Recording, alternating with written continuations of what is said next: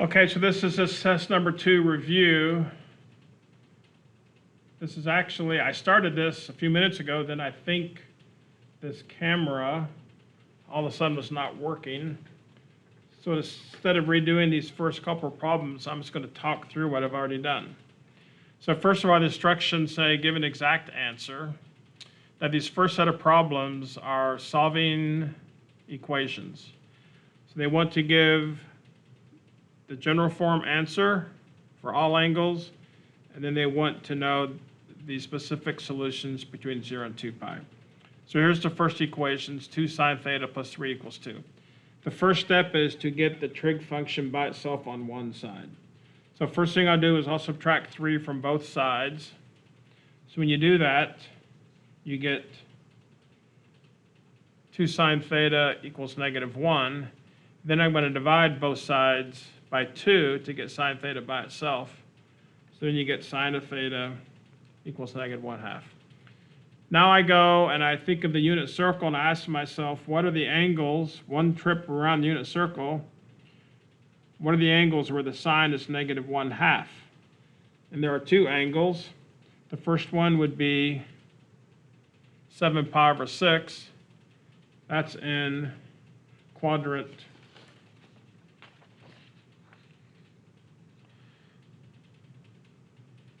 3, where the sine's negative, and there's another angle, and it's 11 pi over 6.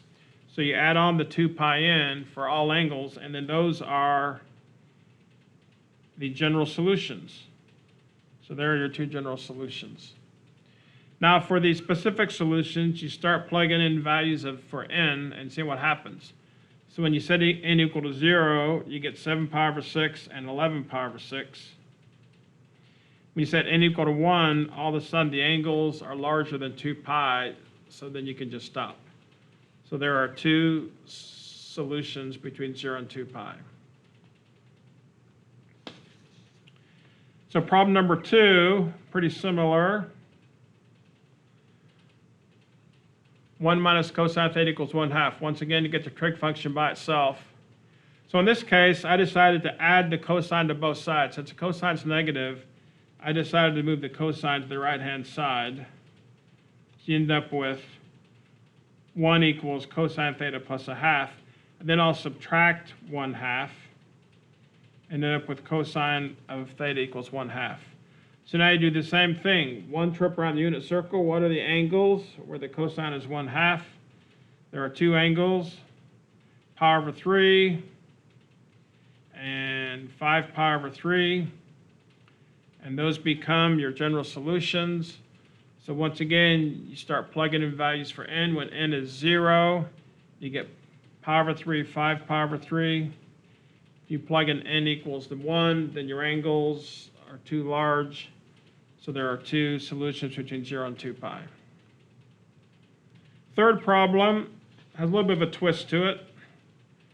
We're given an equation with cotangent. So what I'm going to do is I'm going to go ahead and solve for the cotangent, and then once I solve for that trig function, I'll switch it to tangent. When I did this problem earlier, I made a mistake, you'll see, but now I can correct myself. So I'll subtract 1 from both sides, then divide both sides by square root of 3. So I have cotangent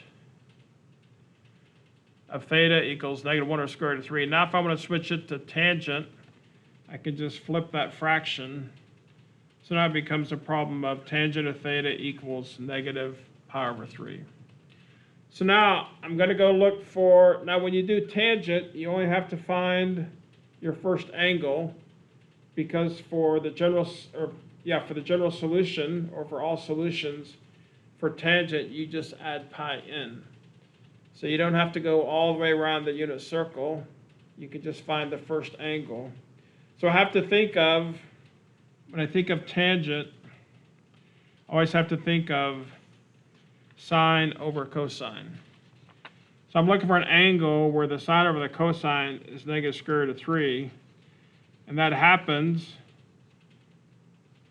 I'm thinking of the angle 2 pi over 3, because the sine is square root of 3 over 2, and the cosine is -1/2. So then that's my first solution. 2 pi over 3 plus pi n. So since it's a tangent, we just add pi n. So that's the general solution, 2 pi over 3 plus pi n. Now you plug in n equals to 0, and you get 2 pi over 3. And then you plug in n equals to 1. So when n is 1, you take 2 pi over 3, and you're adding pi, but pi is really 3 pi over 3, so I'm adding 3 pi over 3. So there's another solution, 5 pi over 3. Now if n equals 2, then your angles are too big, so we're done. So these are the specific solutions, 2 pi over 3 and 5 pi over 3. Now the next problem, a new twist. So far, all the problems we've done inside the trig function has just been theta.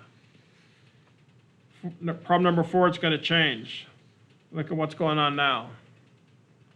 The problem is cosine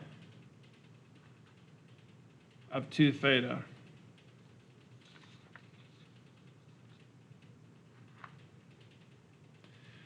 So here's what you do. You sort of go about it the same way. We've got the trig function by itself. So I ask myself, you sort of don't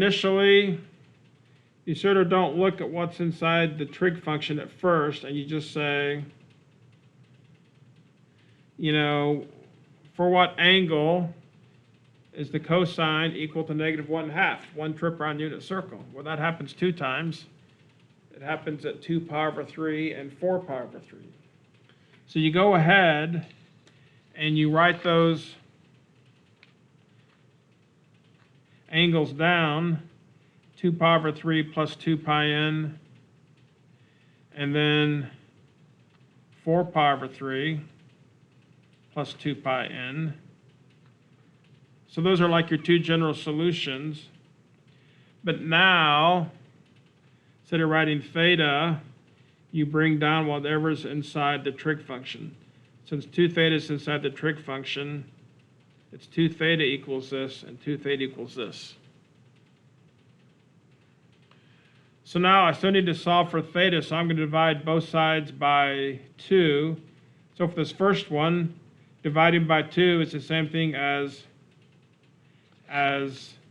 multiplying by 1/2. So I just wrote 1/2 times 2 pi over 3. And then for the 2 pi n, I just divided by 2. Then did the same thing for the second solution, 4 pi over 3. Dividing by 2 means multiplying by 1/2, and then I divided by 2. So then when you go ahead and simplify this, this becomes pi over 3 plus pi n.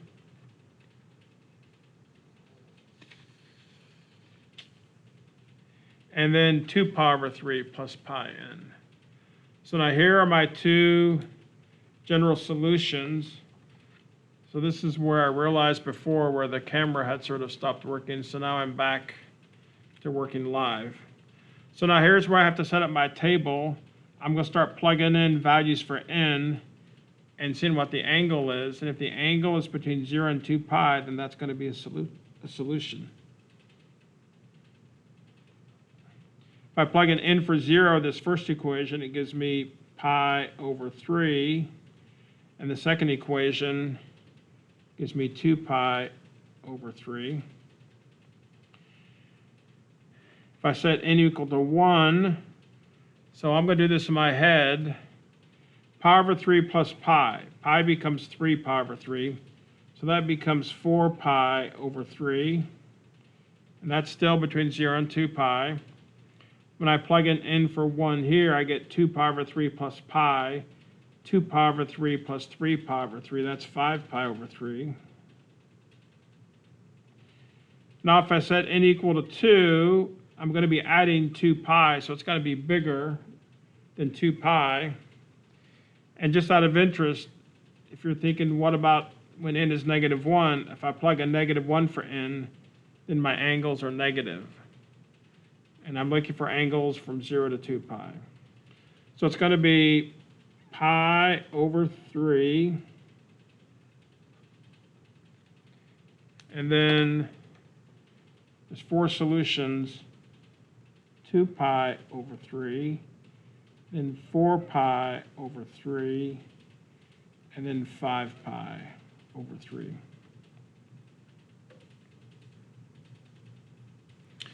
Now this last problem is pretty similar. Sine of 2 theta equals -1. Once again, I sort of, in my head, just for a minute, I sort of ignore what's inside the trig function and I say, let me go find the angles where the sine is -1.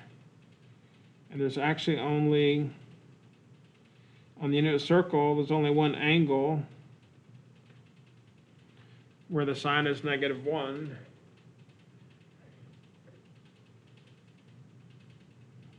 That's 3 pi over 2. So then now you bring down the 2 theta. So 2 theta equals 3 pi over 2 plus 2 pi n. Divide both sides by 2. End up with 3 pi over 4 plus pi n.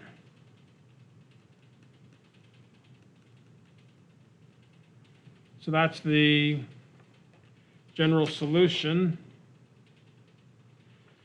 So now when you start plugging in values for n, if n is 0, you get 3 pi over 4. If n is 1, 3 pi over 4 plus pi, that's like 4 pi over 4. 7 pi over 4. When n is 2, then you're going to be larger than 2 pi. So the specific solutions between 0 and 2 pi are 3 pi over 4 and 7 pi over 4.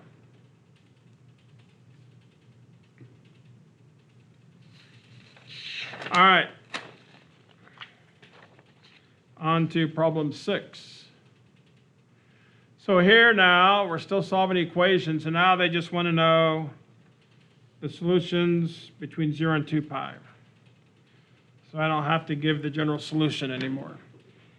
This is a problem where cosine square and cosine, the way we solve this, we actually have to factor. Cosine theta is common, so it's like I'm going to create parentheses. So if I factor out a cosine theta, I have 2 cosine theta plus 1. And then what you do is, these are like 2 factors. You take that first factor, cosine theta, you set it equal to 0, and you solve this. And the solution to this will be a solution to my equation. Let's just go and solve this.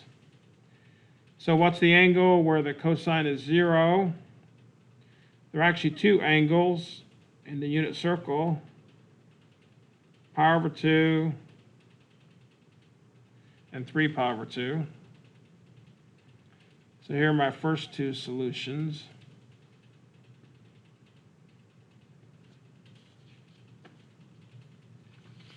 Now you look at the second factor and you say 2 cosine theta plus 1 equals 0. You set the whole parenthesis equal to 0, and then I'm going to solve for cosine of theta. So I'll subtract 1 from both sides. Divide both sides by 2. Cosine of theta equals -1/2. So now you say, one time around the unit circle, what are the angles where the cosine is -1/2? If you look at your unit circle, you realize it's 2 pi over 3 and 4 pi over 3. So there are actually 4 solutions for this problem. So here, once again, first step is I need to solve for sine of theta. Right now I've got sine squared of theta. There's a couple ways to solve this. I'll just go ahead and get sine squared of theta by itself on one side. Of course, if I want to get to sine of theta and I have sine squared, what can I do? I can take the square root, so I need to take square root of both sides. Be careful now. You might think this is the next step, sine of theta equals 1, because square root of 1 is 1. But remember, when you take the square root of a number, you have to have the plus and the minus. So what I really got are two solutions to solve. Sine of theta equals 1. Sine of theta equals -1. So what are the angles? One trip around unit circle where the sine of theta is 1. Well, sine of theta is 1 at pi over 2. And where is the sine of theta -1 at 3 pi over 2? So those are your solutions. All right, so that finishes solving equations with trig functions. Now we're going to the next thing we studied, which are trig functions of the sum and difference of angles. So one of the uses of this is if we're asked to find the sine of 105, and this is going to be an exact answer, so I'm not going to use my calculator, but this is not a special angle. However, the hint is, what this is basically saying is 150 degrees minus 45 degrees equals 105 degrees. And a 150 degree angle and a 45, those are both special angles. So basically what we're doing is we're trying to find the sine of 105 degrees, and I'm going to rewrite that as the sine of 150 degrees. Now here I have the sine of the difference of two angles. So I go to my formula sheet. Here's the equation I'm going to use. The sine of the difference. Or in fact, I'll write it right here. Sine of u minus v is sine u cosine v.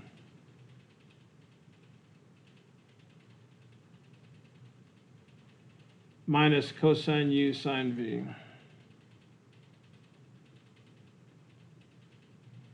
So what's going to happen is every place I have a u, I'm going to put in 150 degrees. Every place I have a v, I'll put in 45 degrees. So the sine of u would become the sine 150 degrees. Cosine of v is cosine 45 degrees minus cosine of u, cosine 150 degrees, times sine of v, sine of 45 degrees.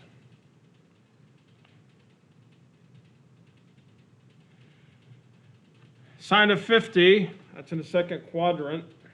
If you look on the unit circle, should be 1/2. Cosine of 45 is square root of 2 over 2. Cosine of 150 is negative square root of 3 over 2. Sine of 45. So now it becomes a math problem. This is square root of 2 over 4. When you multiply these together, it's negative, but when you subtract it, it becomes positive. Square root of 3 times square root of 2 is the square root of 6 over 4. Now I can combine these into one fraction to get my final answer.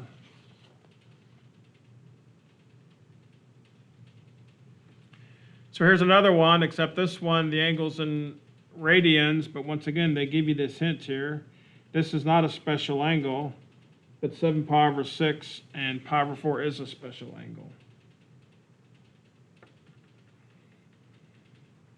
So let's go ahead, once again, write it like this. Cosine of 11 pi over 12 equals cosine of 7 pi over 6 minus pi over 4. So now I'm going to go look at the formula for cosine of u minus v. and I look at my formula sheet, and I'll write down what the formula is. It's cosine, cosine. So cosine U times cosine V plus sine U times sine V. So every place I have a U, I'll put in 7 pi over 6. Every place I have a V, I'll put in pi over 4. So the cosine of 7 pi over 6 times the cosine of pi over 4 plus the sine of 7 pi over 6 times the sine of pi over 4. Cosine of 7 pi over 6, negative square root of 3 over 2. Cosine of pi over 4 is square root of 2 over 2. Sine of 7 pi over 6 is negative a half. And the sine of square root of 4, or pi over 4, is square root of 2 over 2. So multiply these out. This is negative square root of 6 over 4. This is a negative here, so minus. So if I combine these in one fraction, negative square root of 6 minus square root of 2 over 4. So let me check, make sure that is the correct answer, and it is. All right. I think this might be the last one for the sum and difference. So now, acute angles, therefore they're quadrant 1. We have two angles, theta 1, theta 2. For theta 1, tan theta 1 is 5/12, cotangent theta 2 is 4/3. And they want to find the sine of theta 1 plus theta 2. What I'm going to do, first thing is, I'll go to my formula sheet and write out what the sine of theta 1 plus theta 2 is. So it's sine theta 1 cosine theta 2 plus cosine theta 1 sine theta 2. Now, what am I going to plug in for sine and cosine of theta 1 and 2? Well, I go back to these two trig functions that were given. I'm going to rewrite this one as cotangent. I can write it as tangent and just flip. So now I'm going to go, for theta 1, I'm going to create a right triangle based upon this trig function. It's quadrant 1, TOA, opposite over adjacent. Opposite over adjacent. Hypotenuse would be 13, use Pythagorean formula. Now for theta 2, which is also in quadrant 1, so this is theta 1, theta 2. Tangent TOA, opposite over adjacent, hypotenuse would be 5. So now, based upon these two right triangles, I can determine all these trig functions. Sine of theta 1, I go to my theta 1 right triangle. The sine is opposite over hypotenuse. 5 over 13. Cosine of theta 2, cosine, here's my theta 2 triangle. Cosine, so ca, adjacent over hypotenuse, 4/5. Cosine of theta 1, so ca, 12 over 13. Then the sine of theta 2, here's my theta 2 triangle, sine is so, opposite over hypotenuse. So this is 20 over 65 plus 36 over 65. So then you get 56 over 65 as the answer. All right, so those are the first 10 problems on the review. What I'm going to do is stop now, and I will start a new video to work the remaining problems in the review.